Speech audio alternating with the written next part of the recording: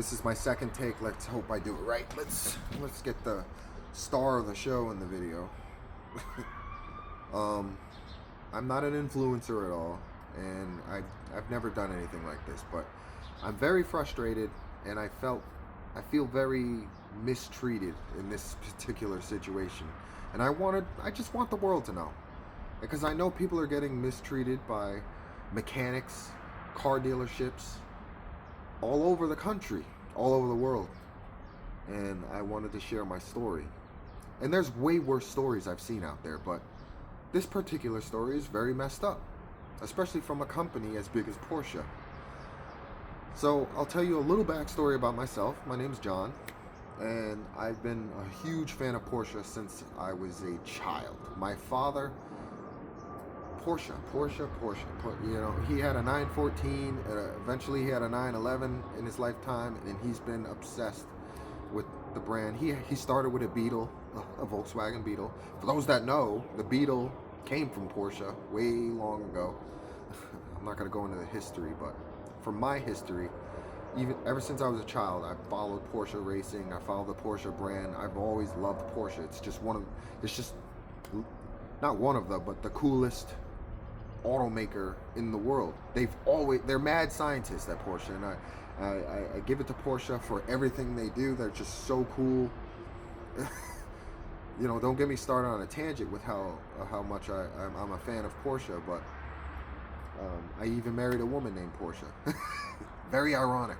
Trust me, I didn't go searching for women named Porsche, but it's very ironic. I married a woman named Porsche, knowing how much I love Porsche. I am not a millionaire. I am not famous. I work very hard. I am a combat vet. I was able to get my first Porsche after my first deployment, and I had a Boxster 987 Roadster. For those that know, the Boxster, they call the poor man's Porsche. Not poor man's 911, right? Yeah, well, I happen to fall in love with the Boxsters in general. Like, they're mid-engine, they handle superbly, and if you don't know, you don't know. If you do know, you do know. But they're the 911 and the Boxster, two totally different vehicles.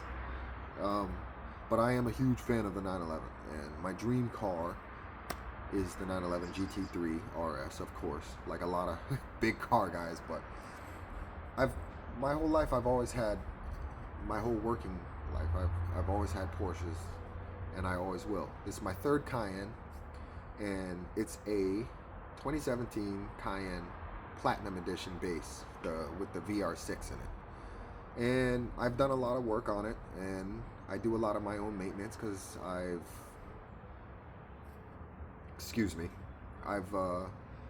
just always been good with my hands and with cars. So I'm not rich, and we all know Porsche maintenance can be very expensive when it's time for that maintenance, but they don't need a lot of maintenance because they're very reliable vehicles.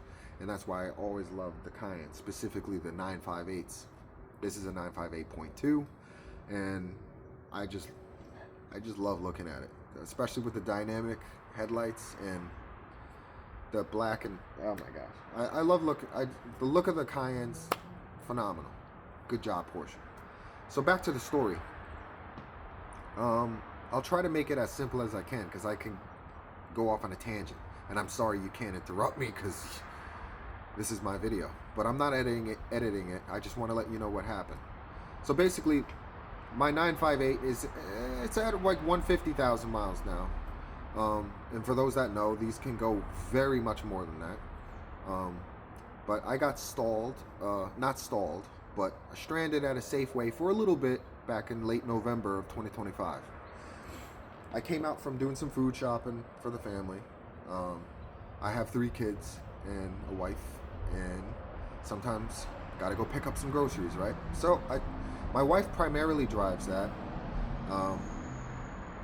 mainly because it's the nicest vehicle I have, and I drive an old car every day to work, and she gets to enjoy the car, my favorite car. So anyway, I get in the car from Safeway, put all the groceries in, start the car, try to start the car, nothing. Powers up completely fine, but it just didn't crank. And obviously, since there's no crank, no start. They call it no crank, no start.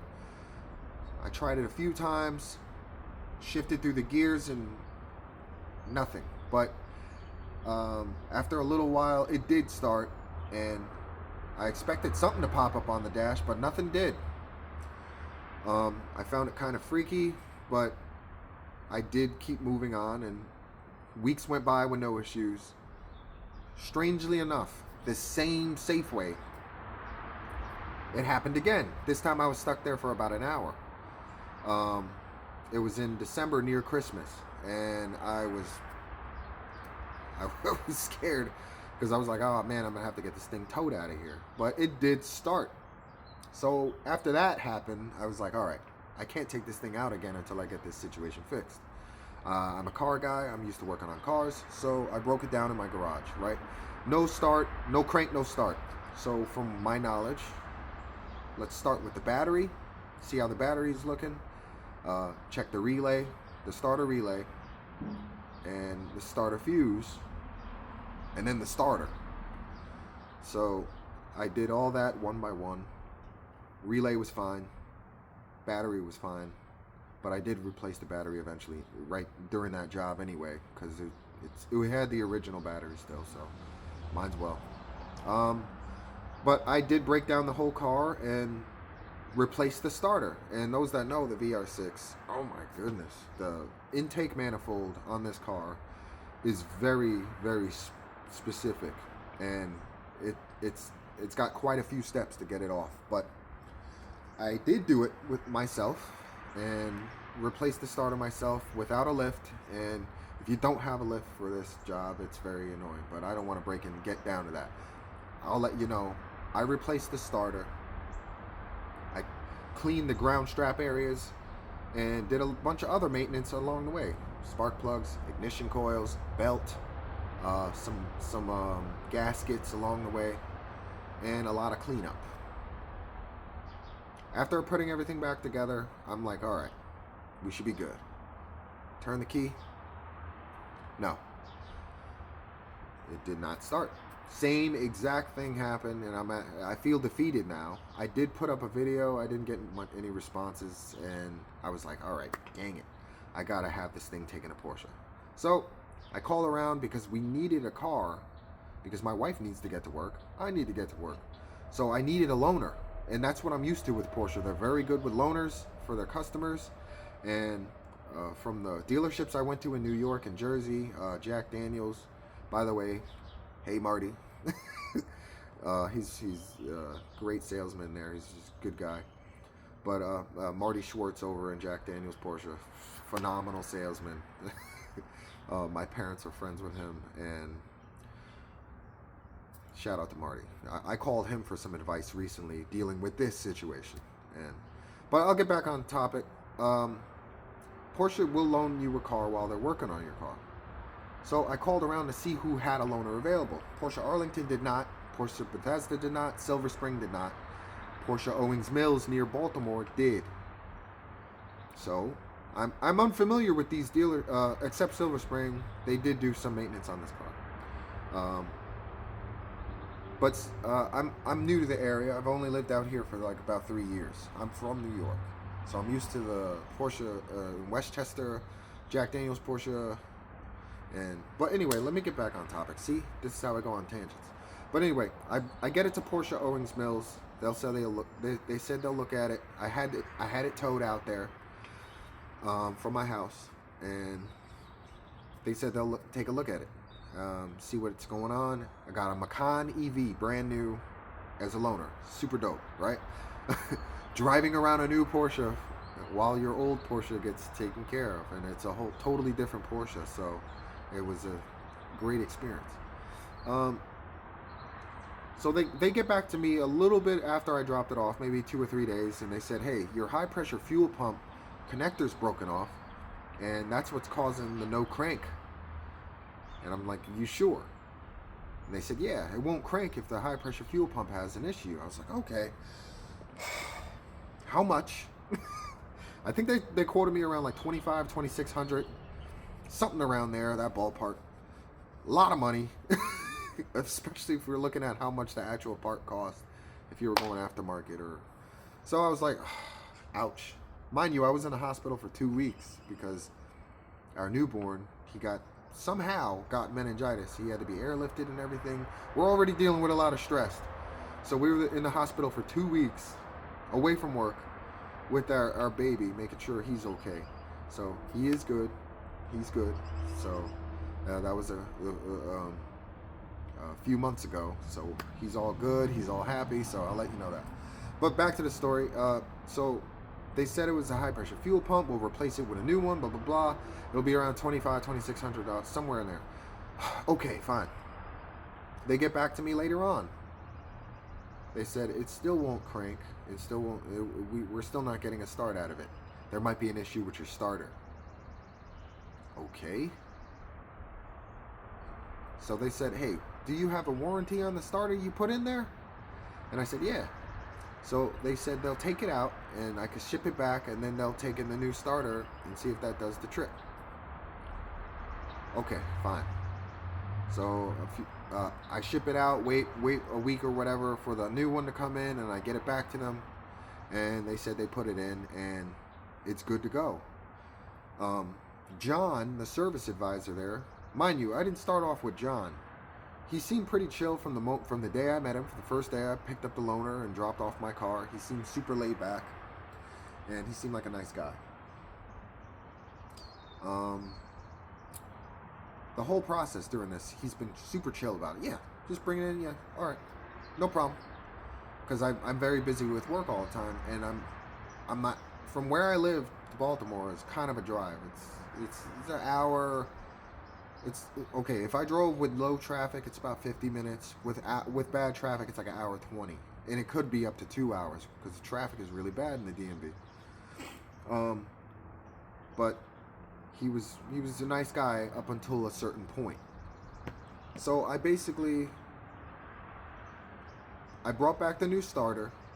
They got it in quickly, and they said your car's good to go. He sent me a walk around video and everything, and I was like, awesome. All right, I'm ready to pick up my car. Hey, he hit me up, and I said, hey, I'll be able to pick it up on Saturday. So I think it was earlier in the week, around Tuesday or something like that. Saturday, they get out at 5. I said, hey, I won't be able to be there until like around like 4 o'clock because of bad traffic. So he's like, all right, well, service department won't be there, but sales, we'll leave it with sales. And I said, okay, cool. It's the Saturday before Mother's Day. So I get there. I made a couple jokes with the sales department. You know, there was a beautiful Boxster Spider on the showroom floor. I was like, you know what? I'll leave my Cayenne and I'll just take the keys to this one right here. It didn't work. But anyway, I got my car back now, and I'm now driving it. The plan was to pick up my family from home and go out to New York and see my mom for Mother's Day. It was supposed to be a surprise. So we're on the highway in the left lane, and I start smelling something. We all smell it, and I'm thinking it's the car in front of us. About 5 minutes go by. We're in stop and go traffic, and then it eases up to highway, smooth speeds. So I accelerate. I immediately start noticing a loss of power, and I'm like, oh crap, no, something's up with this car. And there was a noise, mind you, I forgot to mention. From when I picked it up, I heard a noise underneath the car that I did not hear, that I did not have before. I maintained this car very well. Transfer case fluid, oil change, everything, differentials. So I was very concerned with that from the jump, but I was like, all right, maybe it'll go away, because the car was sitting in a garage for a while in the service department. The car stalls. We start smelling the fuel. Started smelling like fuel in the car while we were still in the left lane cruising, and then the car started losing power. So I start moving over to the right lane, but it's like a 3 or 4 lane highway, and put on my turn signal. I'm starting to move over, and the car stalls in the middle lane. It was very awkward. I'm at an angle. I'm in this white Porsche, broken down on the highway, with the windows down to get all the fumes out. So we had our windows down. My wife's like this, waving. So people are honking and everything. It's embarrassing and dangerous. With the fuel alone was dangerous because you got fuel smell in the car. You have a hot exhaust. This is a bad combination. The hazards are on. I'm there trying to start the car. I eventually do get it started after like 2 minutes, and it was in limp mode, and it said drive on possible, C dealer or something like that, maintenance required, something like that. I get to the right lane, pull over, and my wife gets the kids out the back, and they get away from the car. I told them to step away from the vehicle because I don't know what's going to happen. I don't know what's bad about it. I pop open the hood and look behind the car, and you hear it and see it. There's fuel spraying out from behind the motor. So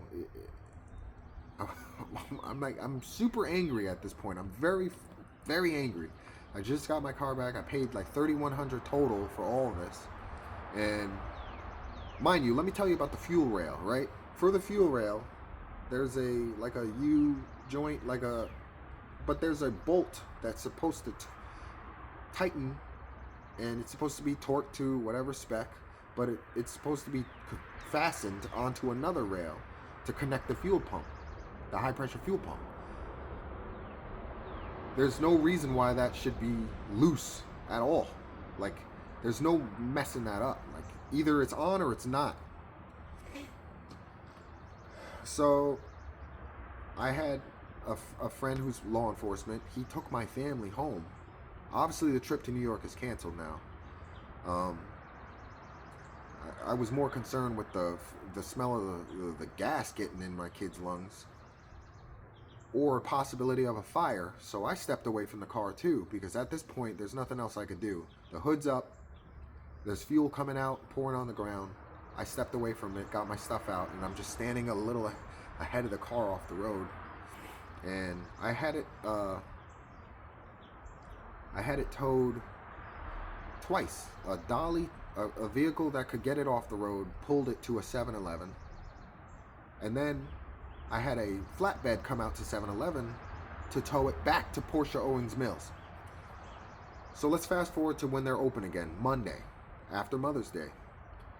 John calls me. I left a detailed message to them, and John calls me up, and he's like, hey, we see, no. I called them. I'm sorry. I called them up, and I'm like, did you get my message? He said, no, what's going on? Well, my Porsche's back over there. My Cayenne's back over there, and, this is what happened. And he was very careless about it. He was not sympathetic at all. And I'm not a wealthy guy. I'm not famous or anything. I'm not like a majority of the customers that go to Porsche. I'm just a average working class guy, and who happens to love a brand that happens to have some very expensive prices. But I don't feel like I deserve the treatment that I got from this service department. So what happened was, he says, yeah, you must have hit something and knocked it loose, but we got it taken care of for you, so you can come get it whenever you're ready. And I'm like, John, there's no knocking anything loose. Like, you guys messed up the job that you were supposed to do, causing me a huge inconvenience. That's what happened. And he was like, what do you want me to say right here? Like, no, like, that's not exactly verbatim, but that's the gist of what. But he did say, you must have hit something and knocked it loose. Now, my car guys, that's crazy. So, but their whole attitude towards me about this was very, very frustrating and rude. So John calls me back and says, hey, listen, I can have it delivered to your house. How about that? This is around 12 on Monday, the day after Sunday, Mother's Day in 2026. I said, all right, fine. That's fine. Thanks. So Around 4 or something that day, I'm still at work, and no. I'm at home now because I'm expecting them to bring my car. He says, "Yeah, we can't bring it to you. You live too far from the dealership." I'm like, "Are you kidding me? You told me at 12 something today you could bring my car to my house. And now you're calling me hours later saying, no, we can't do it. Inconvening me once again." So I tell them, you know what? I'll figure out a way to get it. And he says, well, we could bring it tomorrow. And I'm like, my wife and I need 2 cars because we both have to go to work at different times. Like, what do you... I have to go to work I have to be up at 1 in the morning. I go to work at 1:45, 1:40 in every morning. We need a car now. So, what happened? We made a deal for them to drop it. We eventually came to a deal. I had to talk to somebody higher than him because I went through a whole thing with him this same day with them blocking me. Like, they were ignoring my calls at a point, and I had to call somebody else in the dealership. And at this point, I was talking to like somebody in sales to talk to service. So service no longer wanted to talk to me. John and his service the service manager there, I wish I could remember his name. I don't at this time. But at Porsche Owings Mills, the service manager and the service advisor, they're both treating me like this after what I went through, which I did nothing wrong. It was them. And they're being absolutely disgusting to me. So from that point on, I was talking to somebody else. He's like, hey John, listen, we're going to work with you, you know. And he's still using this condescending tone with me as well. So they were being like condescending towards me. And the head of the dealership was like, hey, listen, hey, calm down. It's not that big. So we made a deal anyway to Tuesday delivery. He said between 10 and 1 p.m. we're going to deliver your car to you. And don't worry about it. We'll get it to you. Okay, fine. They drive, somebody I saw on my cameras in my house, somebody drove the car to my house. So they didn't have it flatbedded or anything like that. They drove it to my house, which is like whatever, okay? Drive the car to my house, fine. They left it on empty. The fuel tank was empty. And I'm not even talking about low fuel. I'm talking about, and those that know Porsches know, when it's really low on fuel, the fuel gauge will glow orange, saying, you need fuel now. They brought it back completely empty. So it was their fault fuel was spewing out of my vehicle. Mind you, I have a video as well for it being towed onto the flatbed, pouring out fuel, which is their fault. It was their fault. I broke down in the middle of the highway with my family in the car. It was their fault. Fumes got all in my kids' lungs and my wife's lungs. And it was their fault I needed a delivery in the first place. And they didn't even have the decency to fill my tank. Not even fill it, just half a tank maybe? Or maybe just the same amount I had when I brought it in there. So anyway, this isn't the end of it. So it's empty on fuel, and I popped the hood to look at the job done, seeing if they even cleaned up. Because after the fuel spill thing, there were stains on the intake manifold from the fuel. They didn't even clean it up. Mind you, they didn't even wash my car. They, usually you get a complimentary. Nope, they didn't even wash it. I kid you not. And I noticed there were 2 bolts missing from the under tray. I check everything. And so they didn't wipe up after they tightened the piece that they were supposed to tighten. They didn't put fuel in it. And now my hood won't stay up. My hood won't stay up. Sorry, let me show you.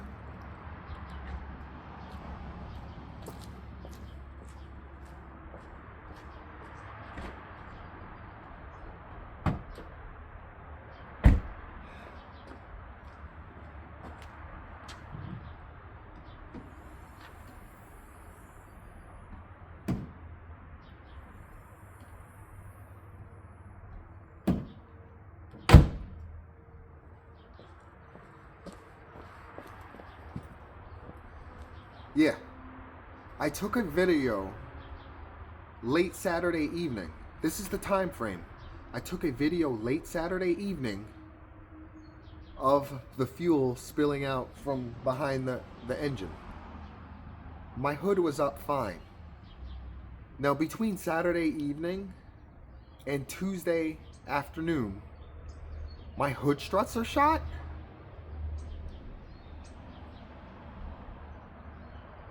Something's weird here. And if there was an issue with my hood, would you have think they would have called me? Hey, by the way, you need hood struts. Or something really strange here. So that was my that's what happened.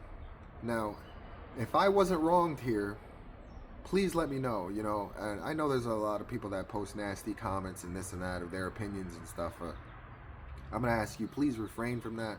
I know it's a long video. It's one of the only videos I'm gonna be posting. I don't post regularly, but I'm looking for. I reached out to Porsche North America. Shout out to Marty Schwartz out in Porsche Jack Daniels, Jersey. He recommended that. If you have any issues, reach out to Porsche North America. They're good with getting back to you and everything. And so that's what I did. I haven't heard anything back. And I don't know, guys. What do you think about this? How do you think I was treated? They never even asked about the tow. They never asked, hey, how much was your tow? How can we give something back to you for your inconvenience? This whole situation. It's 2026. Where is the decency?